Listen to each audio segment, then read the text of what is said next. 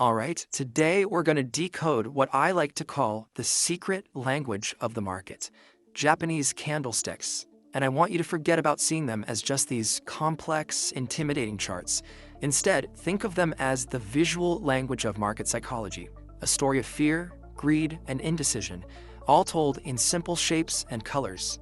You know, every single shape, every wick, and every colored bar on here tells a chapter in this constant battle between buyers and sellers.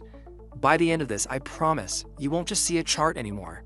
You'll actually be able to read the story the market is trying to tell you. So here's our game plan. We're going to start with the absolute basics, the single building block, one candle. From there, we'll look at bullish and bearish signals, uncover those moments of market indecision, and then we'll wrap up with what is, without a doubt, the most important rule of all, why context is king. Okay, let's dive right in. Look, before you can read the whole story, you gotta learn the alphabet, right? Well, for price charts, that alphabet begins with understanding one single candlestick. If you can master this, everything else will just fall into place. So what exactly is a Japanese candlestick? Well, think of each candle as a complete story of a single trading session. Doesn't matter if it's 1 minute, 1 day, or a whole week. It packs 4 absolutely essential pieces of information: the price when it opened, the absolute high and low points it hit, and where it finally closed. And here's the really cool part. With just a single glance, the color tells you who won that session's battle. If it's green, the bulls, the buyers, pushed the price up and came out on top. If it's red, the bears, the sellers, dragged it down and took control. It's really that simple. Now, every candle has 2 main parts. You've got the thick part, that's the body, and it shows you the core battleground between the open and close price. A big long body means one side won and they won decisively. Then you have the thin lines, the wicks. They show the extremes of the fight.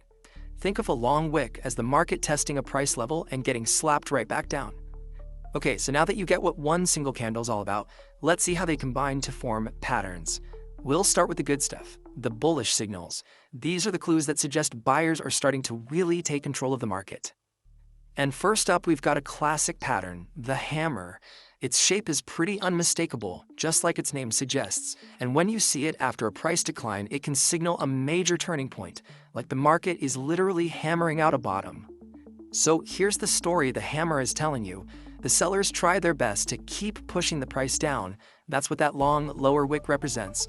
But they failed. The buyers stormed in with so much force that they drove the price all the way back up. It's a textbook signal that the sellers are getting exhausted. Next up is a really powerful 2-candle pattern, the bullish engulfing. Now, this isn't just a small shift in momentum we're talking about. This pattern can signify a potential tidal wave of buying pressure coming into the market. What makes this pattern so incredibly significant is how that second green candle completely overtakes, or, engulfs, the previous day's red candle. It's like a visual knockout punch, showing a really sudden and decisive shift from selling to buying. Alright, so just as there are signals for a potential rally, there are also patterns that act as warning signs, telling us a price climb might be running out of gas. These are the bearish signals, and they show up when sellers are starting to win the fight. The bearish cousin of the hammer is the shooting star. It has a pretty similar shape, just flipped upside down. But the key here is its location. It appears at the top of an uptrend, and it can signal a potential peak in the price.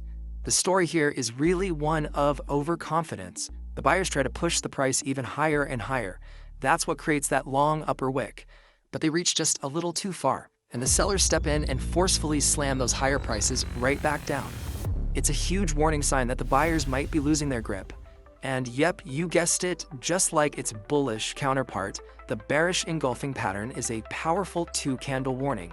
This time, though, it signals that the sellers are coming out in full force, ready to take over the market. This pattern shows a super dramatic reversal. The buying momentum you saw in that first little green candle doesn't just stop, it gets completely overwhelmed and erased by the sellers in the second candle. It's a very clear signal that the market sentiment has flipped and sellers have seized control. So sometimes, the market isn't clearly bullish or bearish. Sometimes, it's just confused. There's this intense tug-of-war going on where neither side can get the upper hand, and these indecision candles show us that the market is just taking a moment to pause and think. And this little guy is the doji. Because the open and close prices are almost exactly the same, its body is just a tiny, thin line. It represents a perfect stalemate, a moment of equilibrium where a fierce battle between buyers and sellers just ended in a flat-out tie for the session. But here's the thing, not all stalemates are created equal. These two variations, the dragonfly and the gravestone, actually tell us who is losing strength. The T-shaped dragonfly shows that sellers tried to push prices down but failed. The upside-down gravestone tells the opposite story. Buyers tried to push prices up and were defeated. Both signal indecision, but with a huge clue about who's running out of steam. Okay, everybody listen up, because this is probably the single most important lesson we're going to cover. Seriously, memorizing patterns is easy, but understanding where they matter, that's the real skill. A pattern is only as good as where you find it. You have to remember this. Candlesticks are not a crystal ball, they are a tool for judging probabilities. A perfect-looking hammer pattern that just pops up in a random part of the chart, that's usually just noise. Its true power, its real meaning, comes from its location. So, this brings us to a super simple but incredibly powerful three-step framework. First, you identify the pattern. Second, and this is the absolute key, you check its location. Is it happening at a price level where the market has reversed before, like a key support or resistance zone? That's where these signals become super reliable. And finally, you wait for the next candle to confirm that the story is actually playing out. So let's bring it all home. What have we learned? Well, every single candle tells a story about the market's psychology. Bullish patterns show buyers are taking over. Bearish patterns show sellers are gaining the upper hand. And dojis show indecision. But the biggest thing I want you to walk away with is this. A pattern alone is just a hint. A pattern at a key location with confirmation, well, that's a powerful high probability signal. So from now on, when you pull up a price chart, don't just see a bunch of lines and colors. Ask yourself, who's in control right now? Who's losing steam? What is the story that the market is telling you right now? That, right there, is the key to decoding the language of the market.